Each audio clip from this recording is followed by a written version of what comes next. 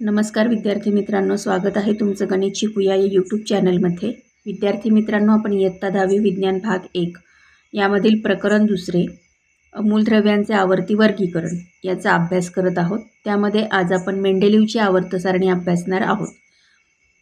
Mendeleev हा जो शास्त्रज्ञ होता तो एक रशियन शास्त्रज्ञ होता। त्याचे पूर्ण नाव दिमित्री मेंडेलीव। त्याने 1869 ते 1872 या काळामध्ये या आवर्त सारणीची निर्मिती केली। आवर्त सारणी म्हणजेच काय असते?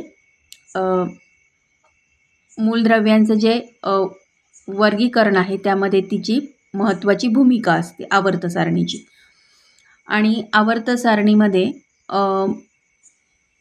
मेंडेलीवने काय केले की अणुवस्तुमान, मूलद्रव्यांचे जे अणुवस्तुमान आहे त्यांना मूलभूत गुणधर्म मानला त्या मूलद्रव्याचा, आणि त्यानुसार त्यांनी 63 मूलद्रव्ये जी त्यावेळेला त्याच्या माहीत होती त्यांच्या अणुवस्तुमानाच्या चढत्या क्रमाने आणि त्याचबरोबर भौतिक आणि रासायनिक गुणधर्मसुद्धा विचारात घेतले त्याने त्याचे, आणि त्यानुसार त्या आवर्त सारणीमध्ये त्यांनी त्या मूलद्रव्यांची मांडणी केली।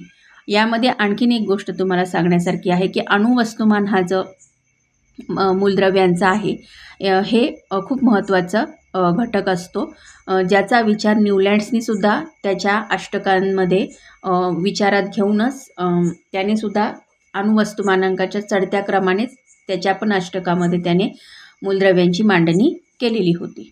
मेंडेलीवची जी आवर्त सारणी आहे ती ही जी मूलद्रव्यांचं वर्गीकरण आहे त्याच्यातली ती काय आहे, एक महत्त्वाची आवर्त सारणी आहे जिची आजसुद्धा रसायनशास्त्रामध्ये तिचा वापर मोठ्या प्रमाणात केला जातो। या आवर्त सारणीची जी रचना आहे ती रचना करताना मेंडेलीवने काय केलेलं आहे की मूलद्रव्यांचे हायड्रोजन आणि ऑक्सिजन बरोबर संयोग होऊन जे रेणुसूत्र तयार झालेली आहेत त्या रेणुसूत्रांचे रासायनिक गुणधर्म आणि मूलद्रव्यांचे रासायनिक गुणधर्म आणि त्यांचं जे हायड्रॉइड आणि ऑक्साईड ही जी संयुग तयार झालेली आहेत त्यांचे जे द्रवणांक, उत्कलनांक आणि घनता यांचे भौतिक गुणधर्मसुद्धा त्याने विचारात घेतलेले आहेत। आणि ह्याच्यामध्ये मेंडेलीवच्या एक गोष्ट अशी लक्षात आली की ठराविक अवधीनंतर भौतिक आणि रासायनिक गुणधर्म जे आहेत त्यांच्यामध्ये काय होते, सारखेपणा असलेल्या मूलद्रव्यांची काय होतीये, पुनरावृत्ती होतीये।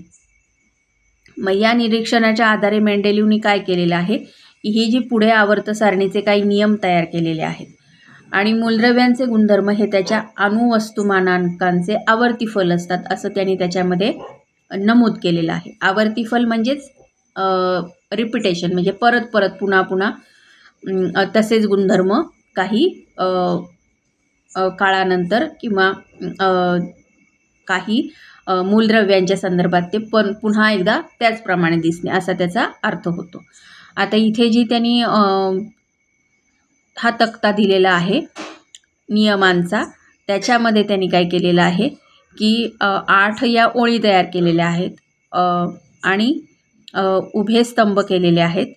तर या उभ्या स्तंभांना गण म्हणतात आणि आडव्या ओळींना काय म्हणतात, आवर्त म्हणतात। आता इथे आर आणि ओ हे तुम्हाला गणांच्या ठिकाणी लिहिलेलं दिसतंय, हे तुम्हाला आर आणि ओ दिसत आहेत बघा।